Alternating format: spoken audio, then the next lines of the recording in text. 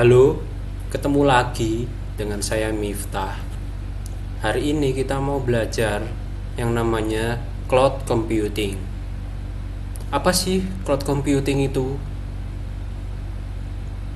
Nah, itu sudah ada yang jawab tuh. Benar, komputasi awan. Nah, terus komputasi awan itu apa?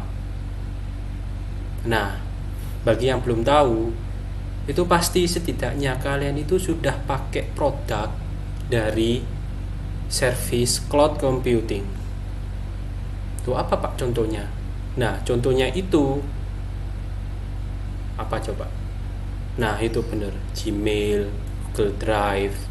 Nah, itu salah satu contoh produk dari cloud computing.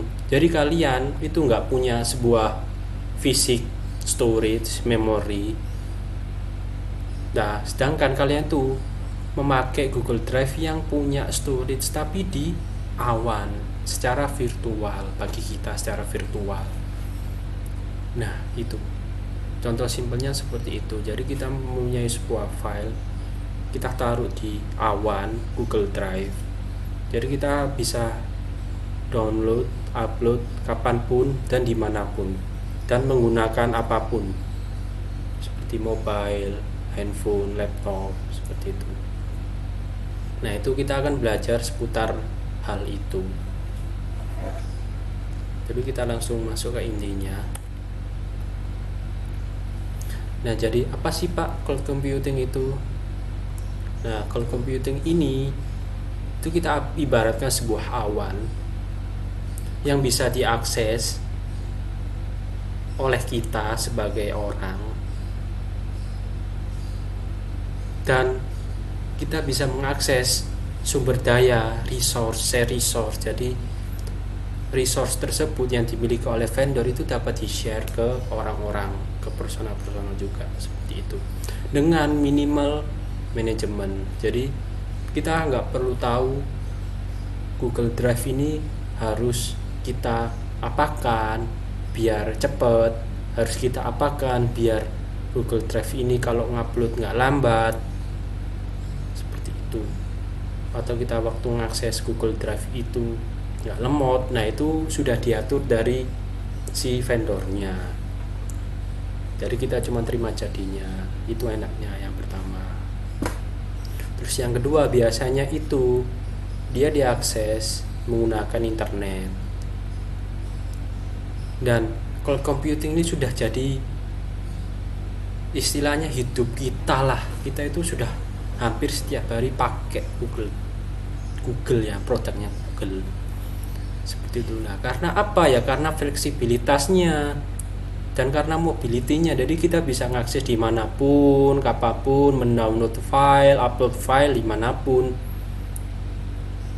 Kita nggak perlu susah-susah bawa laptop kita untuk ngupload, untuk download. Jadi kita cuma bisa akses lewat mobile kita. Jadi sekarang kita bisa lihat view file, misalkan PDF, kita lihat Word. Nah, itu dari handphone. Nah, betapa fleksibilitasnya cloud itu. Nah, itu salah satu contoh juga third party-nya ya. Jadi satu solusi yang bisa istilahnya menyimpan sumber daya kita. Jadi sumber daya kita nggak kepake lah istilahnya. Jadi laptop kita pun tanpa ada file fisik di laptop kita, itu bisa kita simpan di dalam Google Drive. Dan masalah maintenance kita kan nggak perlu ngurusi masalah maintenance di Google, seperti itu. Nah, ini karakteristik dari sebuah cloud computing. Dari ada the National Institute of Standard and Technology atau NIST, itu dia mendefinisikan sebuah cloud computing yang kita ketahui sekarang hari ini itu ada 5 karakteristik. Yang pertama, on-demand self-service, broad network access, resource pooling, rapid elasticity, dan measure service. Nah, itu kita bahas satu-satu ya. Jadi on-demand self-service. Nah, jadi ini salah satu contoh service-nya itu adalah sebuah email, jaringan atau server yang kita bisa akses itu tanpa membutuhkan interaksi dari manusia, kita sama klien atau dari sesama providernya. Jadi contohnya saya mau buka email, jadi saya nggak perlu datang dulu ke Google, misalkan ada adminnya, Mas, Mbak, tolong saya mau buka email dong. Nah, itu malah nggak simple kan. Jadi yang sekarang, yang hari ini kita tinggal dari rumah, kita tinggal ketik mail Google, keluar email tanpa kita harus interaksi dulu dengan orang atau vendornya. Nah, seperti ini YouTube ini, seperti kalian ngeliat video ini kan kalian bisa lihat dari rumah tanpa harus kalian menghubungi YouTube-nya dulu. Halo, saya mau mengakses videonya Miftah, tanpa seperti itu kan. Nah, itu enaknya. Nah, itu kebanyakan itu melalui web, portal-portal web seperti YouTube, Gmail. Kita bisa mengakses lewat Firefox, Chrome, dari laptop atau dari mobile phone kalian, seperti itu. Nah, kemudian ada broad network access.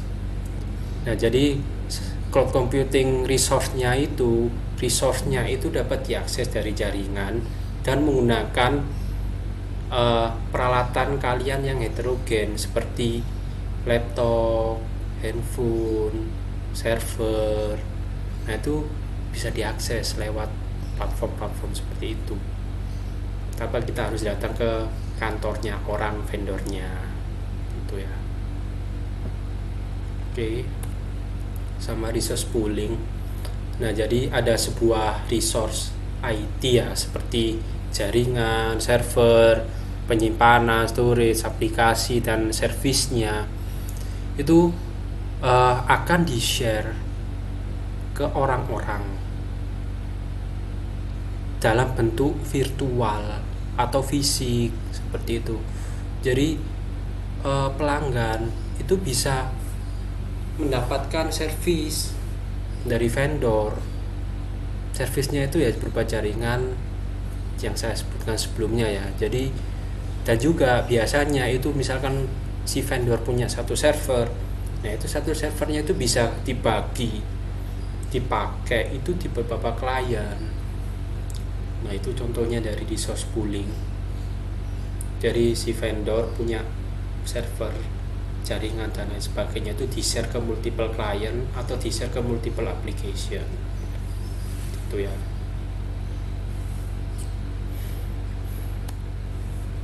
Terus rapid elasticity. Nah, ini jadi kapabilitas dari sebuah cloud itu bisa secara otomatis itu berkembang, berubah sesuai keinginan dari customer. Kalau misalkan saya sebagai customer ingin menaikkan memorinya, ingin menaikkan speed dari website saya, itu bisa seperti itu, bisa kapanpun, seperti itu.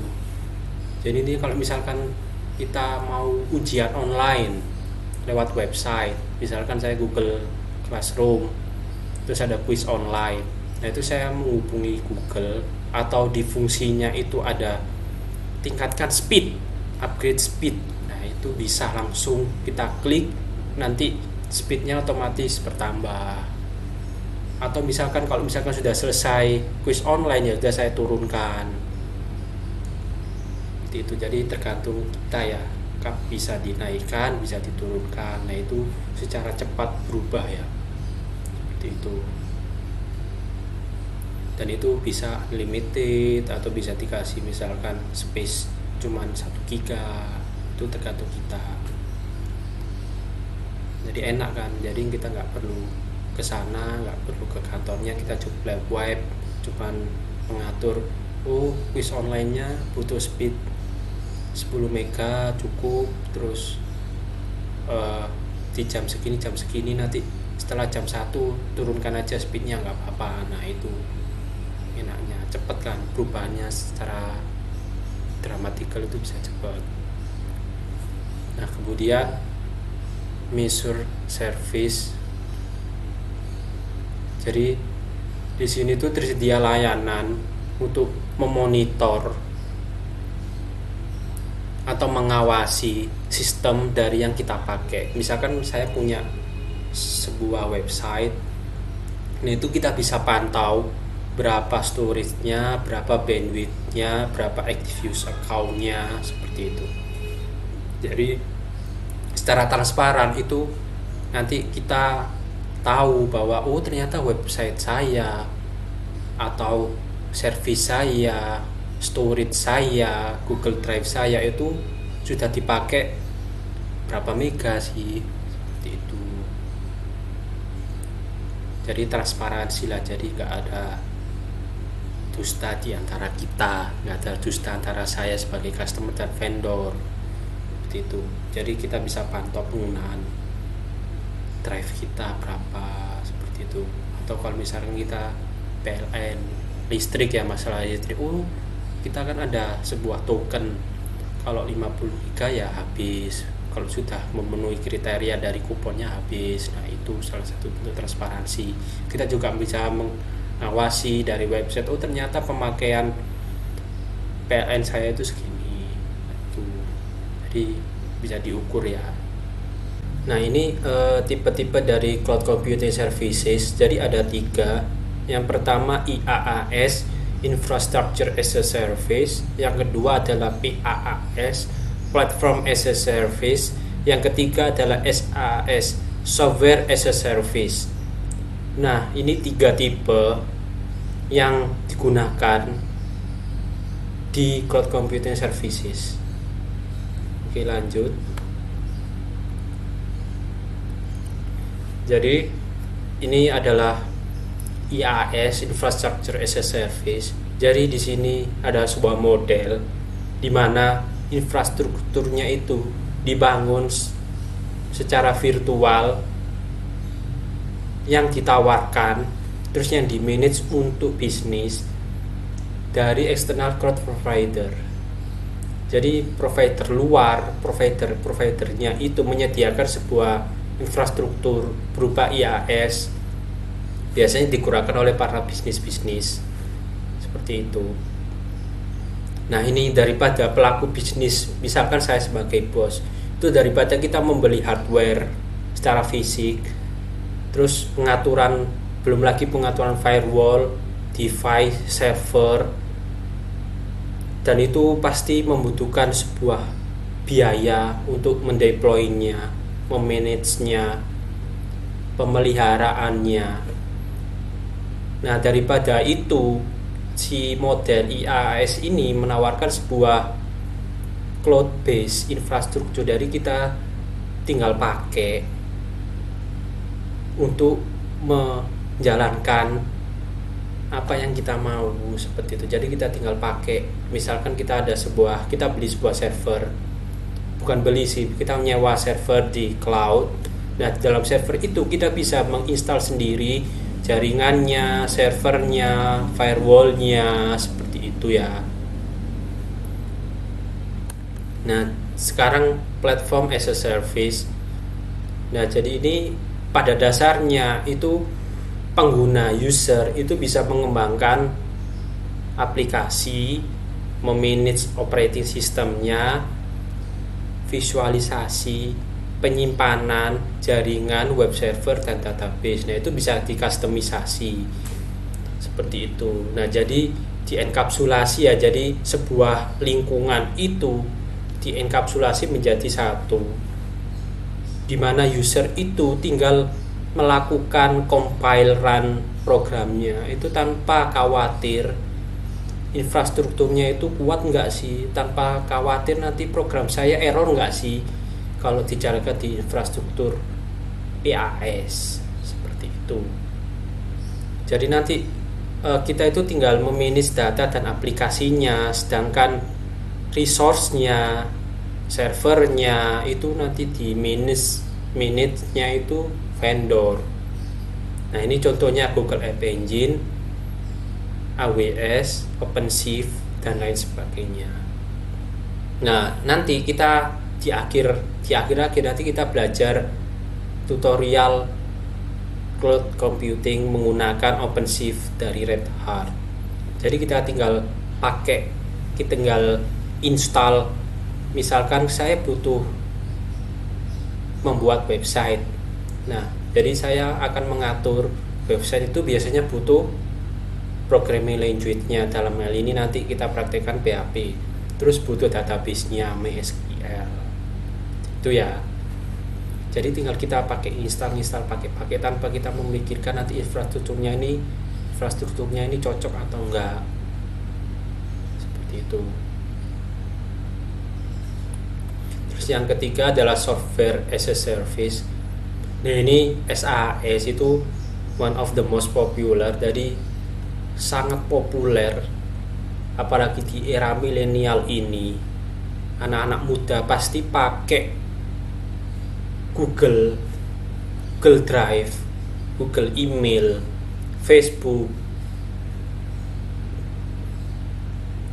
Nah, itu biasanya aplikasi-aplikasi ini disediakan oleh sebuah vendor yang dapat kita akses melalui sebuah browser. Dan saat ini nggak hanya browser aja, jadi aplikasi mobile application pun bisa kalian pakai untuk mengakses Google, produk-produknya Google kan, seperti Google Email, Drive. Terus kita juga bisa pakai Office 365, jadi kita bisa mengedit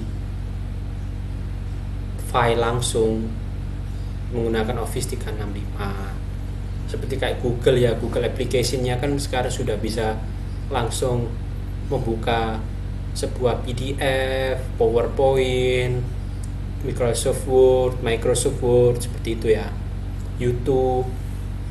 Nah, itu bisa kita akses dari browser atau mobile application yang disediakan oleh si vendor. Nah, kemudian ini adalah model dari cloud deployment. Jadi sama ya, National Institute of Standard and Technology ini mendefinisikan ada 4 deployment model. Yang pertama adalah public cloud, yang kedua adalah private cloud, yang ketiga adalah hybrid cloud, yang keempat adalah community cloud. Kita bahas satu-satu ya. Jadi dari namanya itu kita sudah paham, public itu mungkin ya terbuka, private itu adalah ya buat privasi, buat kita sendiri, hybrid itu gabungan, community itu komunitas. Gambarannya mudahnya seperti itu ya. Tapi kita mau bahas satu-satu. Nah, ini public cloud. Jadi public cloud ini di hosting dengan aplikasi ketiga third party yang akan menawarkan different types of cloud computing services.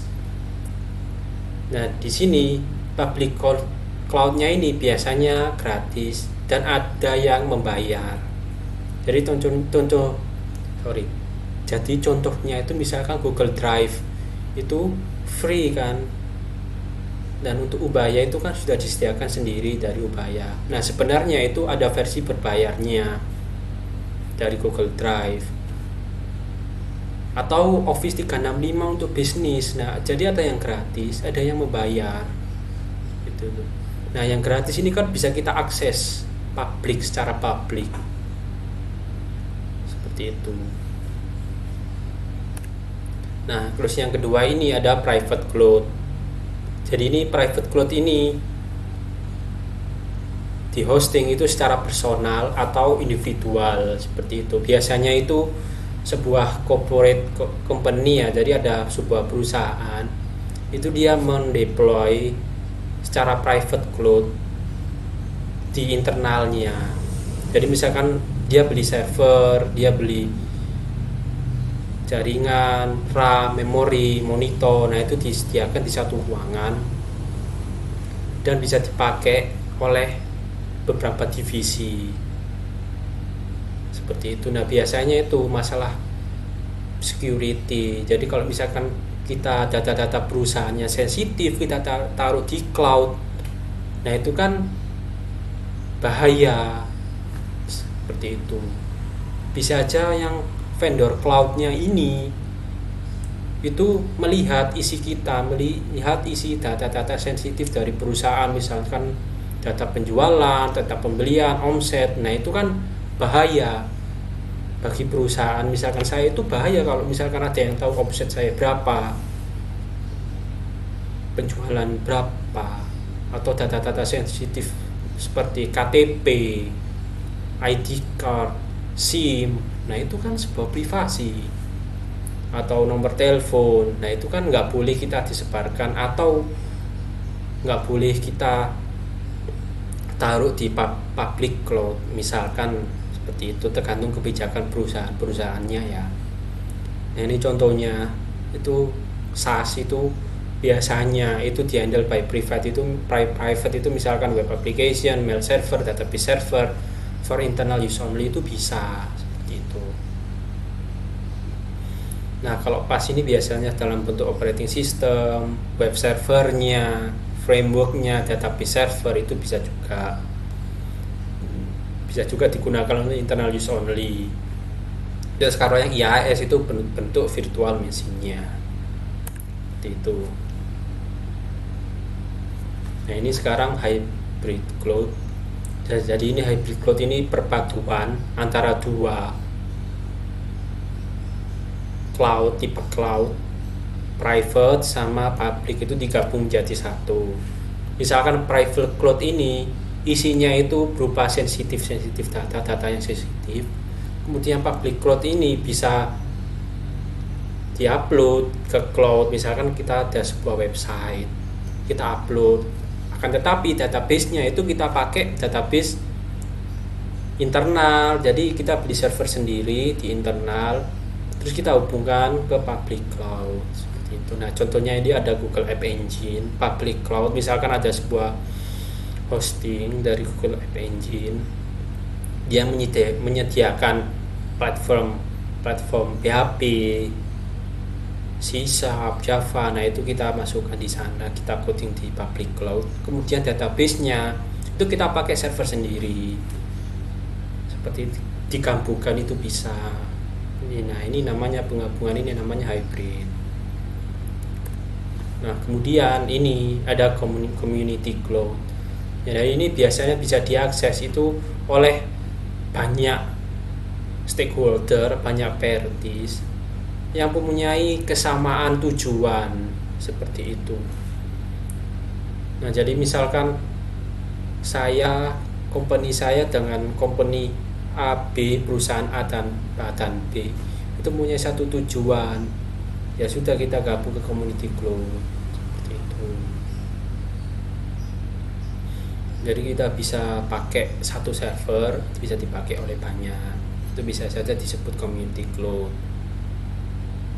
Jadi juga bisa dioperasikan satu dengan banyak organisasi di dalam satu komunitas seperti itu. Nah ini secara garis besarnya ya. Jadi ada IaaS, ini IaaS, terus ada PaaS platformnya, terus ada SaaS softwarenya. Kan infrastruktur, namanya aja infrastruktur, jadi dia menyediakan server, RAM dan lain sebagainya. Kemudian digabung menjadi sebuah cloud, server, virtual desktop, application, software platform, storage. Nah ini itu bisa menjadi sebuah public cloud, bisa menjadi sebuah private cloud, atau bisa juga menjadi hybrid cloud. Jadi misalkan server sama database seperti yang saya jelaskan sebelumnya ya, digabung menjadi hybrid cloud. Jadi public cloudnya ini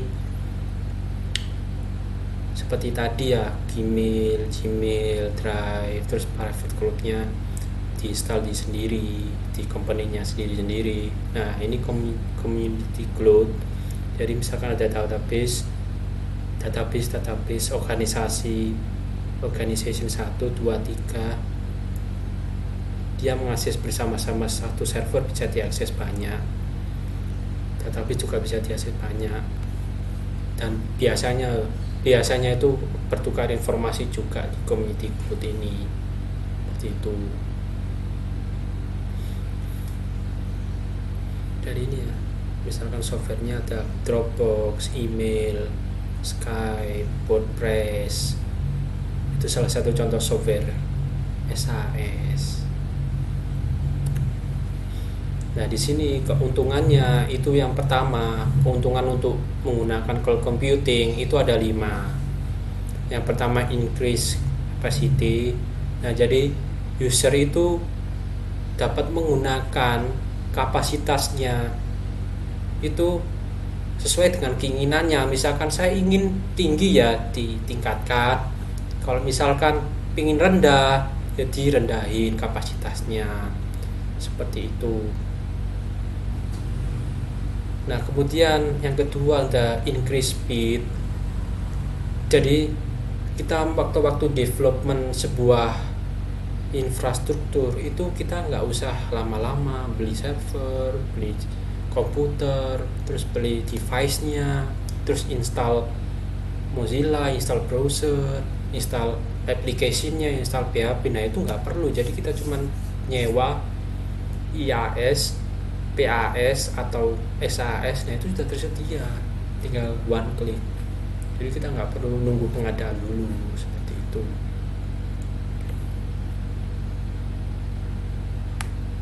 Nah, kemudian yang ketiga ada low latency. Jadi ini ada sebuah fasilitas itu dia menggunakan misalkan banyak aplikasi, itu tinggal satu klik saja itu sudah langsung dieksekusi. Nah, itu namanya low latency. Jadi misalkan saya punya yang harus dijalankan, misalkan update broadcast. Nah, itu kita tinggal broadcast email, tinggal klik langsung tersebar kemana-mana, seperti itu. Jadi ada less ekonomik jelas ya. Jadi seperti yang saya jelaskan sebelumnya, jadi sangat ekonomik. Jadi kita nggak perlu beli database, kita nggak perlu beli server, nggak perlu beli laptop, PC secara fisik. Jadi cuman kita menyewa secara virtual itu bisa. Nah, itu sangat murah sekali daripada kita harus membeli server yang harganya puluhan juta. Nah, terus masalah security-nya, jadi kita nggak perlu bingung masalah security, nggak perlu bingung investasi untuk menyewa sebuah analis atau dan lain sebagainya. Jadi kita diurusi oleh security dari cloud-nya. Biasanya para vendor-vendor cloud itu sudah punya analis-analis sendiri yang up to date, seperti itu. Jadi kita nggak perlu musingin masalah security. Jadi pasti di cloud itu pasti selalu update, entah hardware-nya atau software-nya, seperti itu. Nah, kemudian ini ada sebuah trend, cloud computing trend. Itu dengan segala keuntungannya, dengan segala service yang diberikan oleh cloud computing, efisiensi, fleksibilitas, dan itu pasti ada sebuah threat, ancaman, seperti itu. Jadi di dunia ini itu nggak ada yang namanya perfect aman. Jadi amannya itu nggak selalu perfect. Aman tapi nggak perfect. Pasti di dunia itu nggak ada hal yang perfect, seperti itu. Yang perfect itu milik siapa sih? Ya milik Android and the Backbone, seperti itu ya. Oke, lanjut. Jadi ada 3 macam threat-nya. Yang pertama data loss atau breach. Jadi bisa kehilangan data atau pelanggaran yang terjadi di datanya itu paling umum terjadi ya. Jadi misalkan kita nggak enkripsi datanya, itu bisa diambil oleh orang, oleh pencurian data, oleh hacker, itu bisa diambil. Ini salah satu ancamannya, seperti itu. Jadi datanya bisa dimodifikasi, bisa hilang atau kena virus. Itu salah satu ancamannya. Terus yang kedua itu abusing cloud services. Jadi layanan cloud ini nanti digunakan untuk kejahatan, maksud jahat. Misalkan ada sebuah service vendor, dia menawarkan sebuah servisnya ternyata digunakan untuk kejahatan, mengambil data atau dan lain sebagainya, seperti itu ya. Dan juga bisa misalkan ada vendor yang terkenal itu disalahgunakan untuk kepentingan kampanye phishing secara besar-besaran. Jadi misalkan saya punya link dari cloud, misalkan ada link Google Drive, kita klik, ternyata itu sebuah phishing, sebuah kampanye, itu kan juga bisa. Padahal peruntukan link misalkan di storage cloud itu untuk menyimpan data, ternyata untuk menyimpan sebuah data yang jelek kalau menurut saya, seperti itu. Terus yang kedua, insecure interface dan API. Jadi antar muka ini itu harus aman, API, terus user interface-nya juga itu harus aman,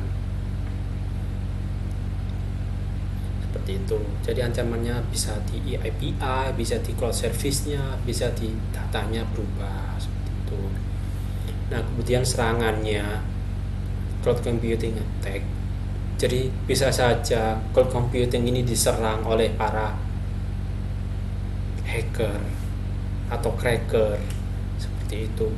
Biasanya itu berupa service hijack ya, using social engineering attack.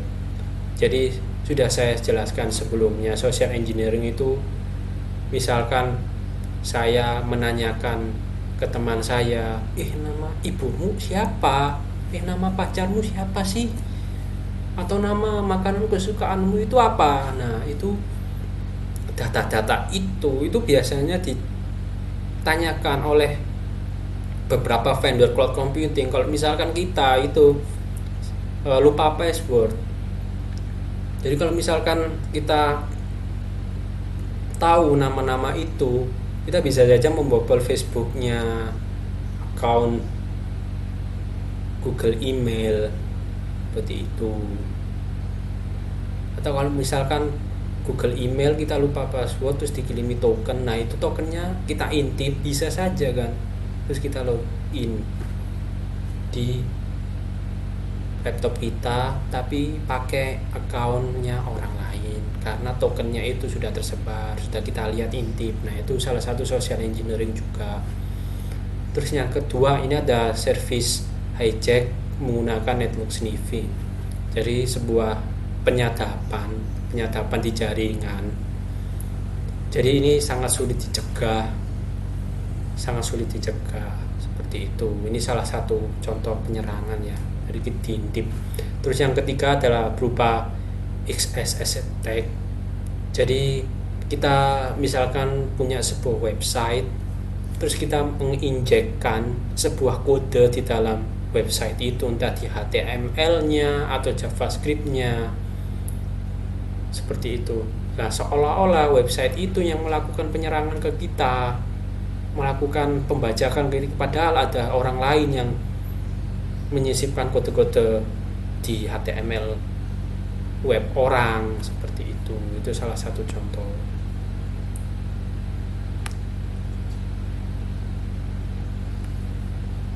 Terus bisa saja gara-gara XSS ini session kita itu diambil. Jadi data-data yang tampil itu bisa diambil oleh para hacker atau cracker ini, seperti itu. Nah, yang keempat ini ada SQL injection. Jadi berupa serangan dari SQL. Jadi ada query, misalkan query kita itu nggak aman, jadi bisa disisipkan sebuah kode-kode query.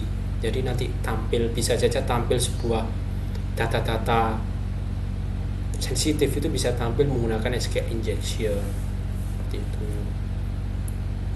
Yang kelima ada cryptanalysis.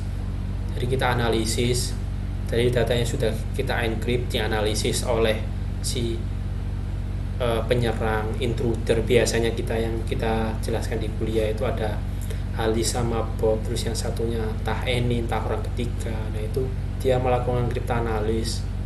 Jadi misalkan kita enkripsi sebuah file, sebuah message terus dapat di orang ketiganya, terus di cryptanalysis kira-kira pakai metode apa, terus kuncinya apa. Nah itu bisa dianalisis.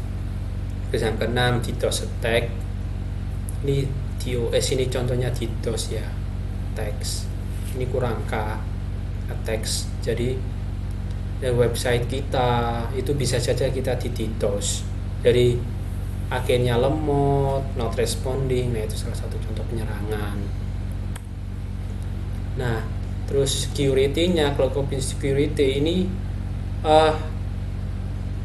diimplementasikan oleh vendor biasanya deployment dan untuk mencegah sebuah penyerangan threat gitu.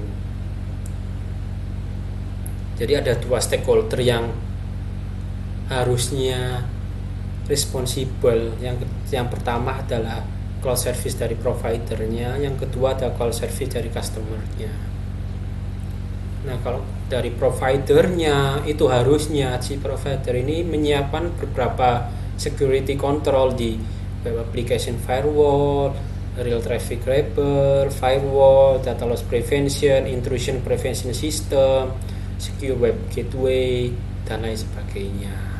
Nah, ini salah satu contoh aplikasi, bukan salah satu sih, 12 contoh aplikasi yang bisa digunakan oleh provider. Nah, sedangkan untuk customernya itu bisa saja kita menyiapkan public key-nya, infrastrukturnya, terus kita perbaiki security development life cycle-nya, terus kita perbaiki web application firewall, terus kita bisa saja kita mengaksesnya menggunakan VPN dan lain sebagainya.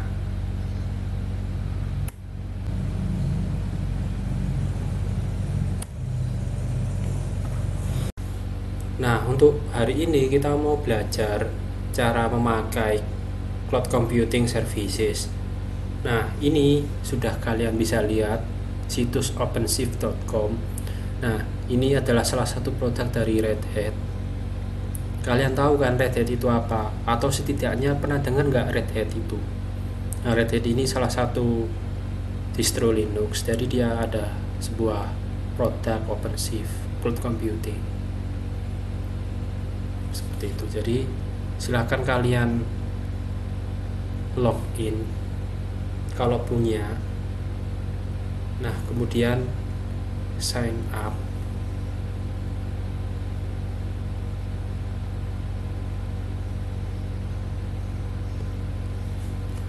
Nah ini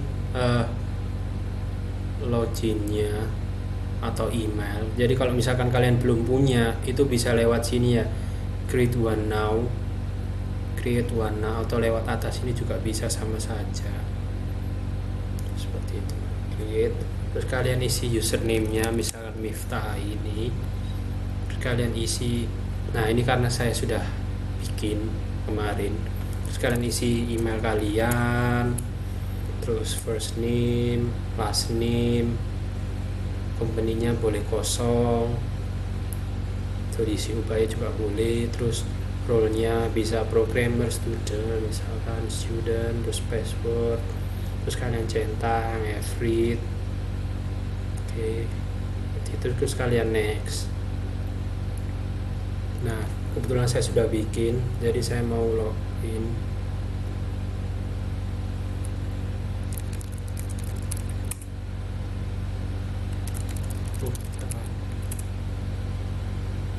Nah kita tunggu sebentar. Nah ini account saya, ini berupa starter OCP for individual learning ya, dan experimenting. Terus nah ini ada space nya 2 GB, database nya juga, terus juga buat community juga. Oke, langsung saja ke Open Web Console.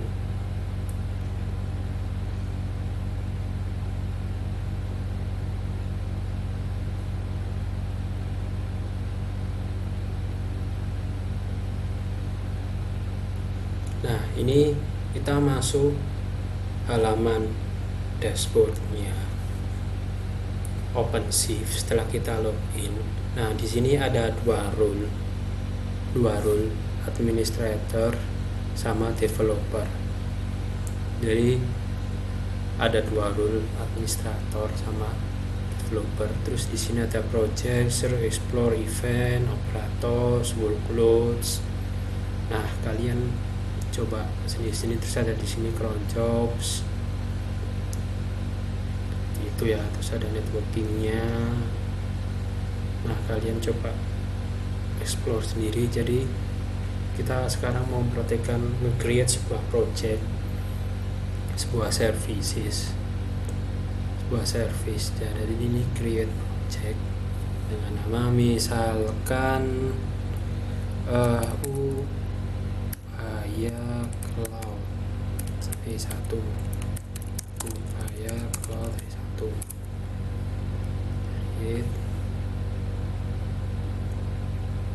Nah, hasilnya seperti ini nanti. Ada PR Upaya Project, Upaya Cloud V1. Di sini ada dashboard, overview, YAML berupa seperti XML. Terus di sini ada workload sama role binding. Nah, seperti ini. Kita masuk dashboard. Nah, setelah kita bikin sebuah project dari adminnya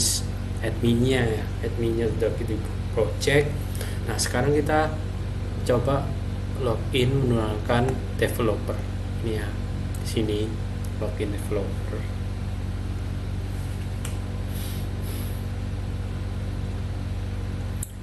Nah, jadi di sini ada beberapa produk.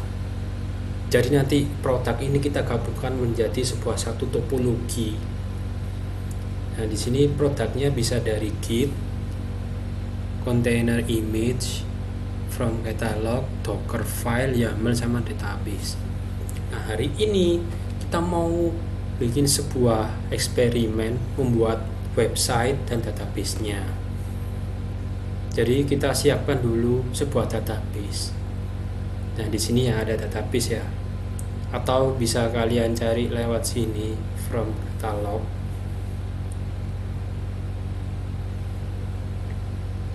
Kemudian di add mana ya? Nah, ini MySQL ya kan, kalian klik. Terus kalian instantiate template itu ya. Nah, kemudian di sini ada memory limitnya, namespace-nya OpenShift misalkan. Terus database-nya MySQL, service name-nya, username-nya, password-nya. Sementara dikosongin dulu ya, nanti otomatis si OpenShift-nya ini mengenerate. TP-nya kita ganti misalkan ya. Terus volume kapasitasnya 1 GB misalkan, versionnya 82 seperti itu ya, 8 sorry. Kemudian di save, create. Nah, hasilnya seperti ini nanti, namanya MySQL persistent dan namespace, label, parameter. Nah, ini kita tunggu dulu sampai dia reasonnya bukan waiting tapi created. Kita tunggu sebentar. Nah, ini setelah selesai 1 menitan ya, jadi nanti reasonnya created. Oke, kemudian setelah database-nya ter-create, kemudian kita tambahkan lagi PHP-nya. Jadi di add,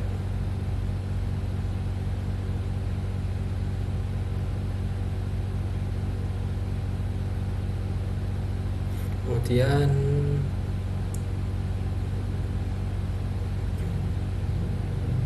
from catalog kita pilih, nah ini PHP. Nah, kita bisa filter juga di sini ya, bahasa.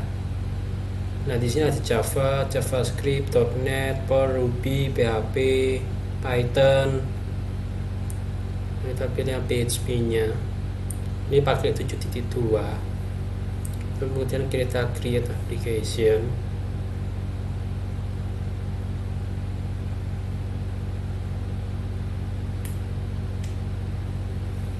Ya. Nah, jadi ada build versionnya 72 yang paling baru. Terus dia ada menginputkan sebuah Git. Nah, ada yang sudah tahu Git itu apa?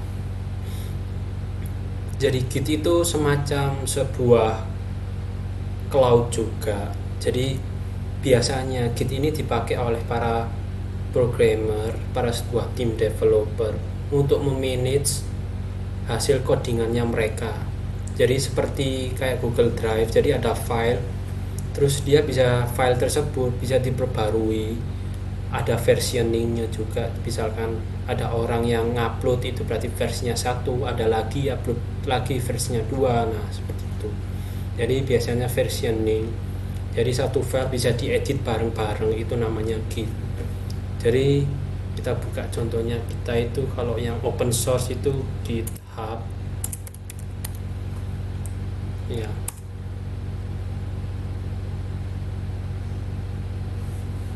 Seperti itu. Nah ini sebuah GitHub build for developer. Ini GitHub ini adalah salah satu pengaplikasian sebuah Git yang open source.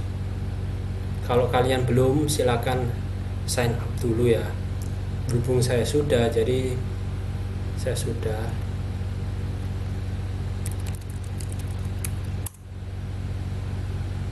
Nah ini pakai verification code. Nah ini silakan cek email kalian, itu ada verification code. Jadi verification code saya ini sudah saya cek email lewat handphone, verify. Nah ini tampilan Git. Kalau kalian mau mendevelop sebuah aplikasi dan di dalam pembuatannya itu termasuk banyak orang, dalam hal ini ternyata kalian nggak ngerjain sendiri tapi ada timnya, nah itu biasanya pakai Git. Jadi di sini ada yang namanya pull request, issue, marketplace, sama explore. Nah ini kebetulan saya sudah punya.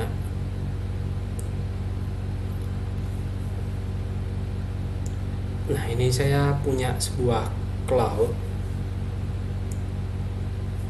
Git. Nah ini terdapat 2 file, database sama index.php. Seperti itu. Nah kemudian, nah clone-nya ini, cara membuatnya itu adalah kalian add new repository ini ya. Terus kemudian kalian explore sendiri Git. Seperti itu. Jadi sementara untuk kali ini kita pakai Git saya, project saya yang sudah saya bikin kemarin. Jadi di sini ada database sama index.php. Nah, Git ini itu file ini berada di virtual, bukan di fisik saya, seperti itu. Akan tetapi kita juga punya fisiknya 2 file ini di dalam lokal kita. Jadi kalau misalkan kita kerja tim, kita tuh pasti punya lokal repository ini, local repository dan server repository. Nah servernya itu berupa GitHub, salah satunya produk Git ya, itu. Jadi untuk kali ini kita mau belajar Git database, dan tolong kalian explore masalah GitHub ini ya, cara penggunaannya gimana, seperti itu.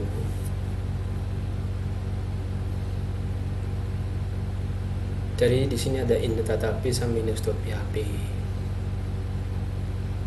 Kemudian kita clone, kita masukkan GitHub-nya ini ke dalam OpenShift. Ini, nah ini ya. Nah validated berhasil. Kemudian kita langsung create saja.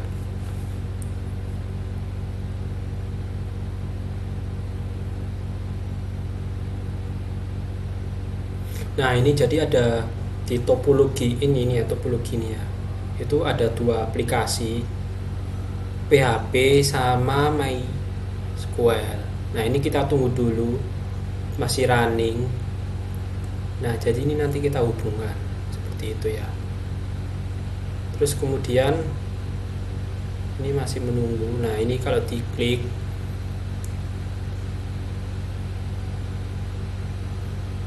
ada overview resource. Nah ini masih running ya buildnya, jadi ditunggu dulu.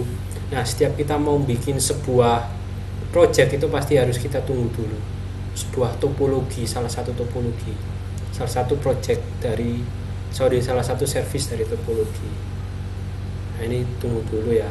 Nah ini sudah kita tombol centang, berarti sudah sukses seperti itu ya. Jadi terus,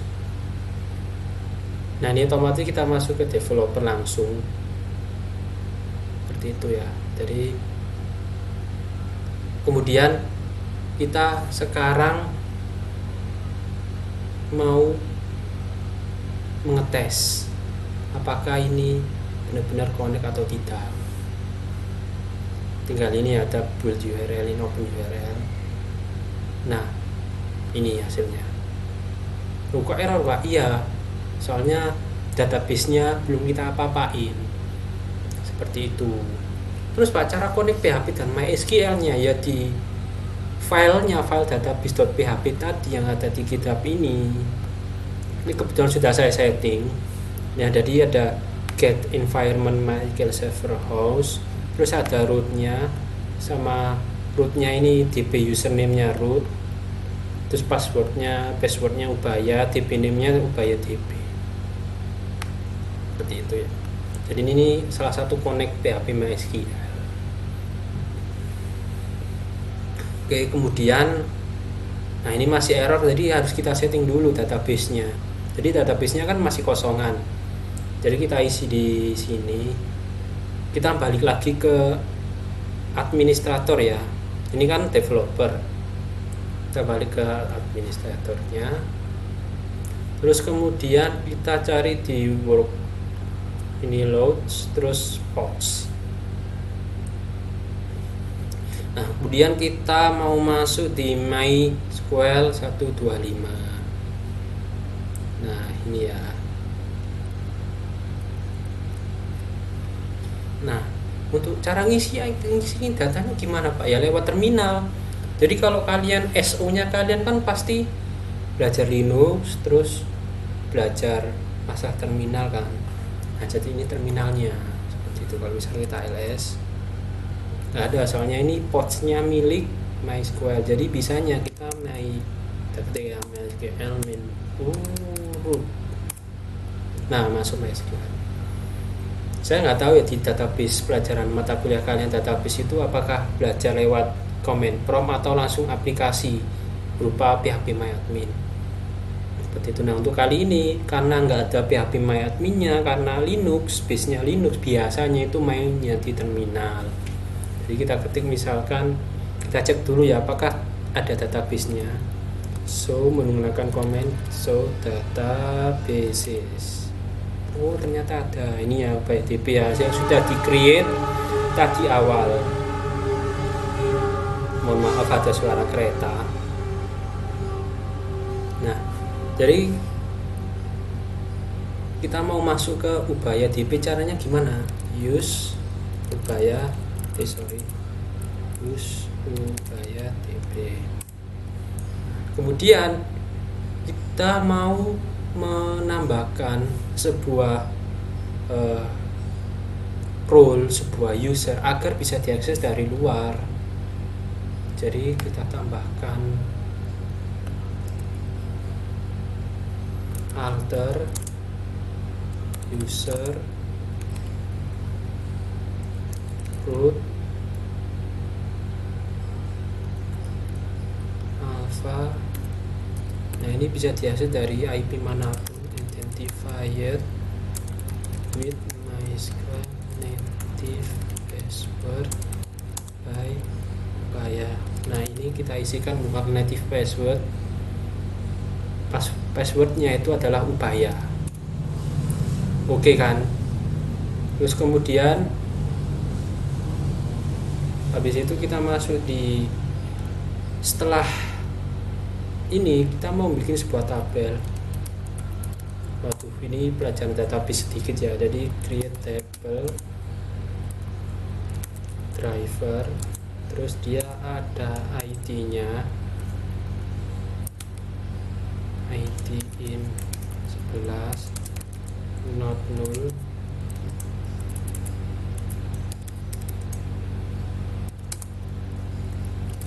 name varchar versi 100 ya, valid,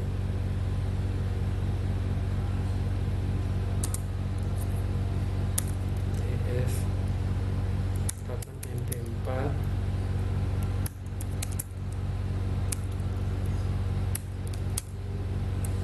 kalau misalkan langsung gini saja gimana, varchar 100 nggak pakai kulit-kulitan, kemudian license, sorry itu tadi sebuah kesalahan ya, jadi license varchar 10,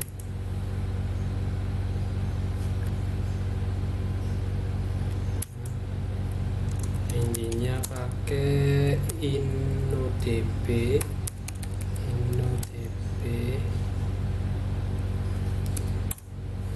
Oke, nah kita cek. Caranya ceknya gimana Pak? Ya, tes select all from driver, empty, jelas seperti itu. Berarti drivernya sukses kan? Nah, coba show tables. Nah, ini ada table namanya driver. Nah, kemudian kita coba insertkan into driver. Harusnya kalian ini sudah paham ya, karena sudah mengambil database. ID, name, license, ya, values,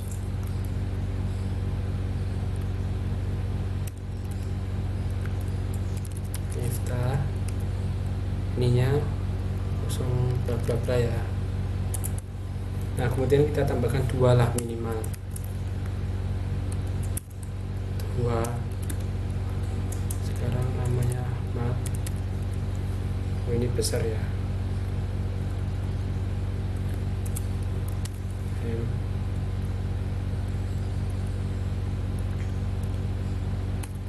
Ini license-nya baca segitu. Nah, kita cek ya.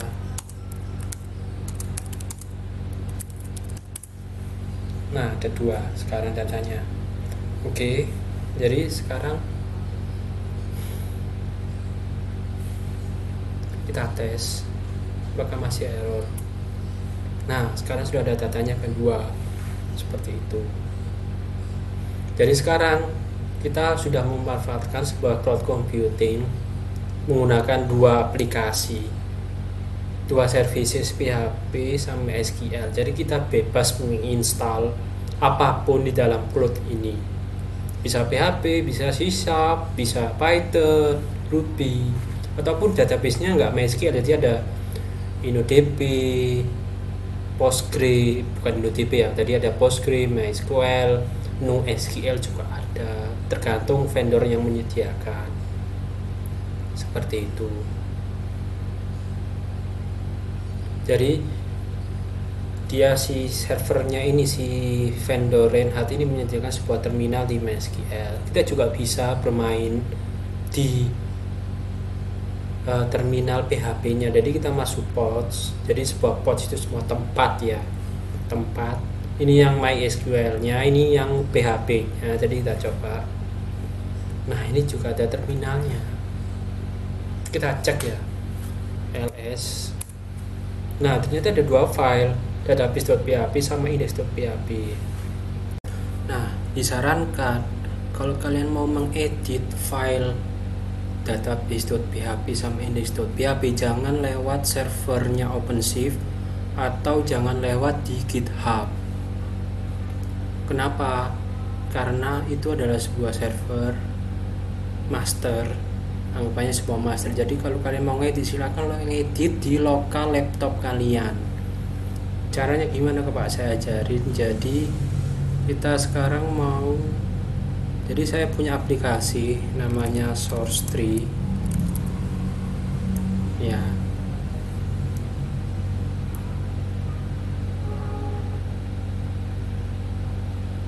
Jadi Source Tree ini ada sebuah aplikasi yang memudahkan kita untuk mengupload sama mendownload filenya.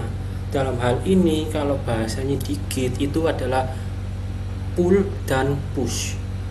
Pull itu menarik, jadi menarik file, menarik perubahan file yang ada di server. Kalau push, kita mau mengupdate file di lokal kita ke lokal master, di server master, seperti itu. Jadi kalian bisa download di Source Tree. Nah ini ya Source Tree. Kalian bisa download di sini free. Kemudian install. Nah hasilnya nanti seperti ini di sini. Ini ya. Jadi kita mau nge-clone file yang ada di GitHub ke lokal kita. Tujuannya untuk kita mengoding lewat lokal. Setelah selesai kita upload, kita push ke server GitHub. Kemudian dari situ kita bisa menarik file yang ada di GitHub ke OpenShift gitu. Jadi urutannya dari lokal di push ke GitHub, kemudian di pull lewat servernya OpenShift. Jadi kita kembali lagi ke Source Tree. Jadi kita clone path-nya, saya lupa path-nya tadi apa ya. Jadi GitHub. Nah ini ya, lupa ya, clone. Terus kita masukkan di sini. Nah this is a Git repository. Kemudian kita bikin sebuah folder hasil clone-clone-nya itu ke dalam web server kita, bisa lewat SAM, PB atau WAM. Jadi misalkan saya ada bitnami WAM, saya pakai WAM ya. Kalau kalian pakai SAM boleh, terserah kalian web servernya. Nah terus ini saya pakai new cloud. Kita pakai new folder dulu aja. Jadi Ubaya cloud ini ya, saya folder, terus saya clone. Jadi nanti hasil yang ada di GitHub itu berada di lokal kita. Nah ini hasilnya ya. Nah di sini ada beberapa informasi. Saya coba commit. Ini deskripsi, ini sebuah pesan. Nah, itu ya. Nah kita mau mempraktekkan perubahan file lewat lokal kita. Oke. Jadi setelah kita clone itu pasti masuk ke lokal kita, lokal laptop ya. Jadi saya mau opennya lewat Visual Studio Code. File kita close dulu saja. Kita open folder. Ini editor saya ya, pakai Visual Studio Code. Jadi tadi kita sudah bikin folder Ubaya Cloud Computing. Nah ya kan sudah ada dua database, dua file, database.php sama index.php. Nah kemudian kita mau mempraktekkan perubahan coding. Jadi di index.php ini kan ada versi online. Sekarang saya ganti driver ya. Oke, driver. Kemudian kita mau mengupdate-nya lewat source tree. Commit index.php ini ya, kita plus. Kita nanti belajar dua deh. Belajar lewat aplikasi sama belajar lewat terminal. Sekarang jadi dua step dari Git. Kalau kita mau mengupload itu adalah Git commit terus sama Git push. Oke. Nah kalau ini kita mau praktekkan commit dulu, kita kan misalnya commit coba, ya kan. Kita commit. Nah kemudian ini kan masuk ke push. Jadi kalau di Git push, oke, di push ini ya, klik push ini, nah nanti dia langsung di server GitHub itu langsung berubah filenya dari yang di index.php nya ini, kita bisa lihat ya. Nah kami coba ini, dia perubahan ini driver jadi driver kan. Oke. Jadi kan kita ganti driver online, kita ganti driver, jadi perubahan-perubahan di sini kelihatan. Ternyata dari sebelumnya sudah saya ganti jadi driver online, terus kita coba ganti sekarang menjadi driver. Nah ini yang hijau ini perubahan terakhir kita, driver. Kemudian kalau kita push, nanti langsung ke servernya kalau di push. Nah sekarang kita mau nyoba kombinasi, mohon maaf ada kereta, jadi kombinasi antara application sama lewat terminal. Jadi setelah kita setelah kita commit tadi, kita masuk ke terminal sini, kemudian kita masuk ke git, coba kita ls ya. Nah ini database.php sama index.php. Jadi kita mau ke push ke GitHub, jadi git push. Nah terus kita memasukkan username saya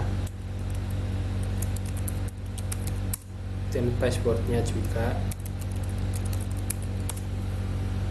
Nah salah, ternyata saya balikan lagi git push. Nah kalau salah ada tulisan invalid username ya.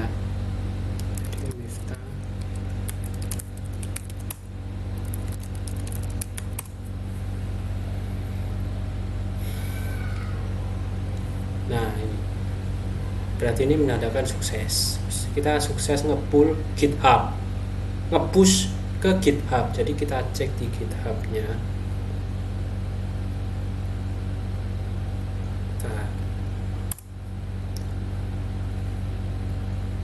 Nah ini ada commit terakhir 2 menit yang lalu. Coba kita perubahan. Nah ini jadi driver. Oke, nah sekarang kita mau nge-update di OpenShift. Jadi OpenShift juga punya lokal OpenShift. Nah itu kita mau menarik file terbaru dari GitHub. Jadi kita masuk ke sini ya.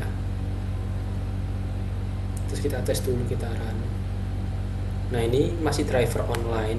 Oke, masih driver online. Nah kita mau pull yang terbaru, pull itu menarik ya, menarik yang terbaru. Jadi sini lewat adminnya dulu, kemudian workload pods, masuk ke ini ya, upaya cloud ini ya, kemudian masuk ke terminal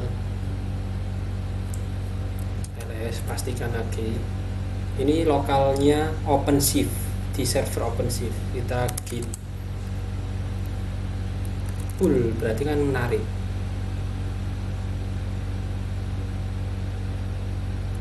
Belum ya, sebentar.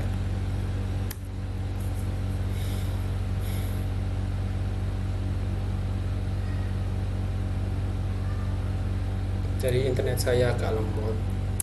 Git pull ya, enter.